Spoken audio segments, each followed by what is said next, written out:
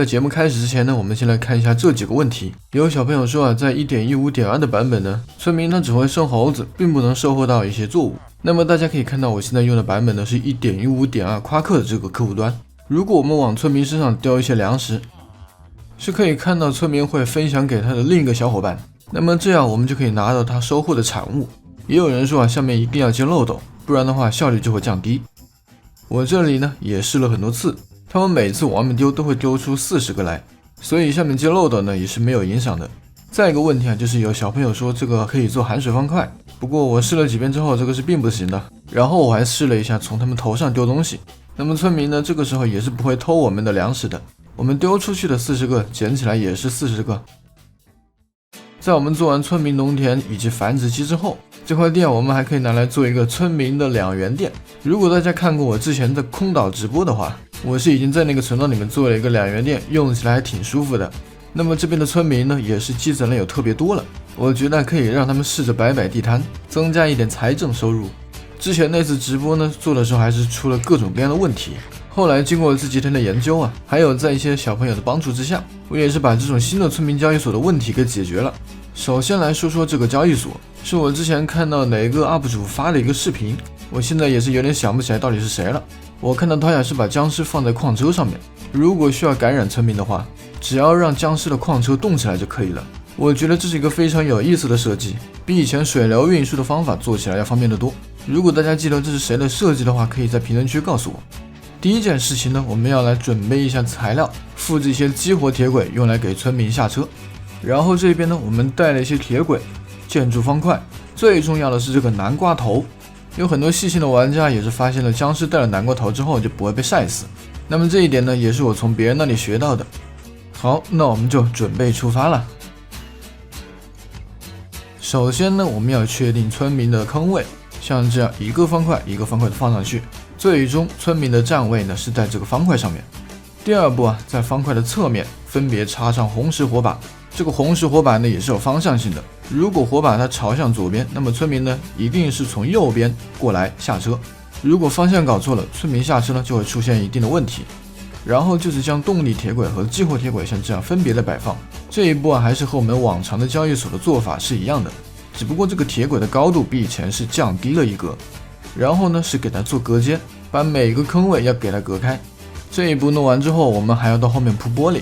那么玻璃的作用是有2点，一个是要在玻璃上面铺铁轨，是用来运输僵尸的，这样村民在下面走就不会被方块卡得窒息。这个玻璃我们是要搭2层，外面这一层呢是用来限制村民下车的，否则村民下车就不会下到坑里面，他就会下到外面来。然后是后面的铁轨，需要激活的就把它激活一下。每一个隔间我们需要放一个压力板，当然并不一定要放铁质的，只不过我觉得这样放是好看一点。接下来我们就需要用到很多的活板门了，我们这样用到活板门来卡住村民，我们就对着这里的铁轨来放，放上去之后我们要将它翻起来，然后是前方还要再放一个活板门，以此类推，每一个坑位都要做到这样。最后要避免村民在坑位里面乱蹦，我们要在他们头顶上放上一个玻璃棒，上面必须放不完整的方块，不然僵尸它是看不到村民的。然后这里顺便说一下，还可以改成活板门也是可以的。放完玻璃棒之后，记得给他们每一个隔间遮挡一下太阳，因为村民转化成僵尸之后就会被太阳晒到。这一步呢就是用来确保他们的人身安全。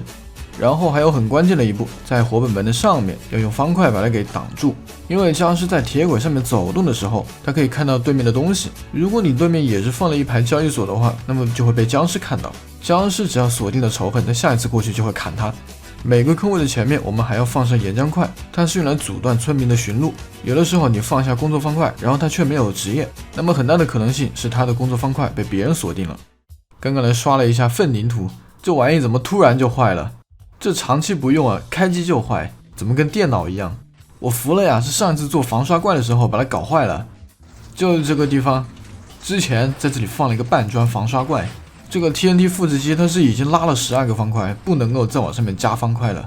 这边也一样，打掉它应该就没有问题了，对吧？它就可以动了。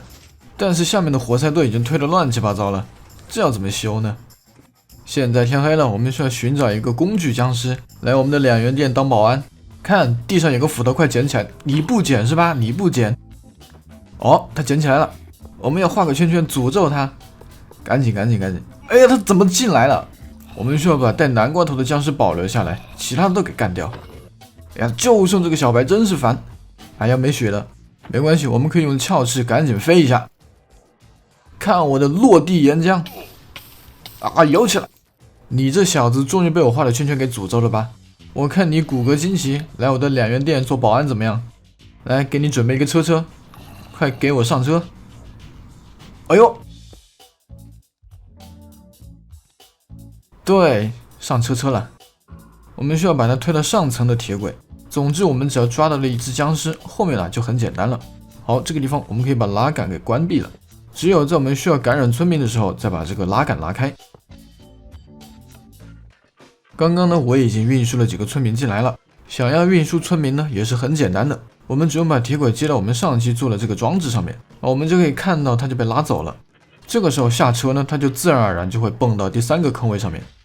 我中间呢也是运了很长时间了，现在大家可以看到这里村民基本都已经占满了每一个坑位，还有各种各样的职业了。我想先来给这个工具匠打一个折，这样的话我们就可以一个铁一个绿宝石进行交易。我们首先把后面的挡板打开，然后僵尸从它的背后走过的时候就可以看到它。控制僵尸的拉杆呢在最边上，我们在这里拉下它。这时候我们就可以用灵魂出窍来观察僵尸的动态。僵尸它只要举起了斧头，就说明他已经锁定了攻击目标。哎，看到了啊，他把他打了一下，这一次再过来就可以把他干掉。